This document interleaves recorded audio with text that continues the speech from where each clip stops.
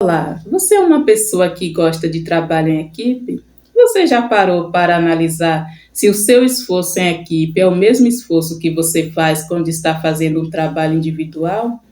É sobre esse assunto que eu vou falar no vídeo de hoje, continuando com a série do livro A Arte de Pensar Claramente. E tem um capítulo nesse livro que o autor diz por que equipes são preguiçosas.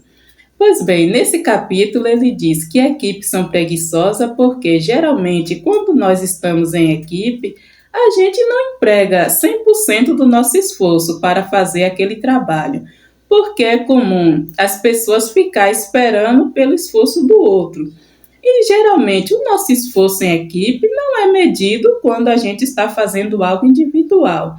Porque todo mundo que está trabalhando em equipe, o resultado do seu esforço vai ser observado junto com o resultado de toda a equipe. Ou seja, então se tem alguém naquela equipe que às vezes não está fazendo muito esforço, mas quando chega o resultado final daquele trabalho, todos vão receber o mérito daquele esforço. Então é por isso que geralmente as pessoas, quando estão em equipe, elas não empenham 100% da sua força como ela empenharia se estivesse fazendo algo individual. Porque geralmente, quando a gente está fazendo algo individual, se o resultado for positivo ou negativo, vai ser tudo atribuído a nós. Mas já em equipe, não. Se o resultado for positivo ou negativo, todos os grupos da equipe vão receber aquele resultado, vai ser responsável por aquele resultado. Então é por isso que a maioria das pessoas, sabendo disso, que se por acaso a equipe não ir bem, a culpa não vai ser dela sozinha, então muitas pessoas não se preocupam de se esforçar o máximo que elas poderiam para alcançar aquele resultado. Então, por isso que nesse capítulo o autor fala que equipes são preguiçosas por causa disso. E muitas vezes nós podemos observar que também trabalho em equipe tem a questão de pessoas que geralmente elas podem até fazer algo, mas sempre fica esperando pelo outro. Às vezes ninguém quer tomar iniciativa para fazer algo melhor, mas fica um esperando pelo outro. Esse fato de um esperar pelo outro, às vezes acaba que o trabalho não é bem feito, não é concluído, às vezes até mesmo no tempo necessário, por essa questão de um esperar pelo outro. E geralmente, quando o trabalho é feito individual, podemos observar que é comum as pessoas se esforçarem mais, até mesmo pela questão do resultado, né? Se a gente tem um trabalho individual e a gente não se esforça, quem é que vai ter as consequências? Somos nós. Então não tem ninguém para até mesmo colocar a culpa, né? E muitas vezes o trabalho em equipe, quando não tem um bom resultado, é comum às vezes um ficar colocando a culpa em um participante, em outro. Mas quando é individual, seja um resultado positivo ou negativo, vai ser tudo mérito da pessoa, porque foi um trabalho individual, então tudo dependia dela.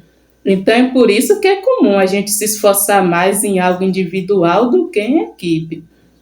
E também nesse capítulo o autor fala a respeito do comportamento das pessoas que mudam. Quando elas estão sozinhas, elas têm um tipo de comportamento, mas quando elas estão em equipe, o comportamento muda. E geralmente pessoas em equipe ou em grupos, elas têm uma tendência de tomar atitudes mais arriscadas pelo simples fato de a responsabilidade não ser somente dela. Geralmente, um grupo de pessoas, quando toma uma decisão arriscada e tem um efeito negativo, a culpa vai ser daquele grupo todo, não vai ser apenas de uma pessoa. Então, é por isso que podemos observar que tem pessoas que, quando está em grupo, parece que ela é mais corajosa, consegue fazer coisas que ela não faria se estivesse sozinha. E, na verdade, por quê? Que em grupo ela é mais corajosa do que ela sozinha, por causa da responsabilidade. Geralmente, quando estamos em grupo, quando nós fazemos algo até mesmo arriscado, se o resultado for negativo, todos os participantes do grupo vão ter a sua parcela de culpa nisso. E se a gente fazer algo arriscado sozinho e o resultado for negativo, quem é que vai ficar com a culpa? Somos nós mesmos. Então é por isso que muitas vezes, se for para tomar decisão arriscada sozinha, a gente não quer. Às vezes por causa da questão da responsabilidade mesmo. Mas quando estamos em grupo, a gente se sente mais motivado a tomar uma decisão mais arriscada, até mesmo pela questão da responsabilidade. A responsabilidade não vai ficar em uma pessoa só, mas vai ficar no grupo. Então é por isso que é bom a gente analisar nossos comportamentos se nós estamos fazendo algo, até mesmo porque estamos influenciados em grupo, porque a gente acha que a responsabilidade não vai ser só nossa, vai ser no grupo, ou se realmente a gente quer fazer isso mesmo, sabe do resultado, é algo que eu quero fazer, ou às vezes estamos sendo influenciados só pelo grupo. Porque agir em grupo, se for uma coisa positiva, tudo bem, mas muitas vezes tem pessoas que agem em grupo e às vezes tomam uma decisão precipitada, uma decisão negativa, que se ela parasse para pensar, ela não teria coragem de fazer aquilo sozinha. Mas às vezes, sendo levada pelo comportamento de grupo, ela acabou fazendo algo que não estava nem mesmo na vontade dela fazer aquilo, mas foi influenciada pelo grupo. Então é bom a gente também ter essa análise para não estar fazendo coisas que depois a gente possa se arrepender do resultado.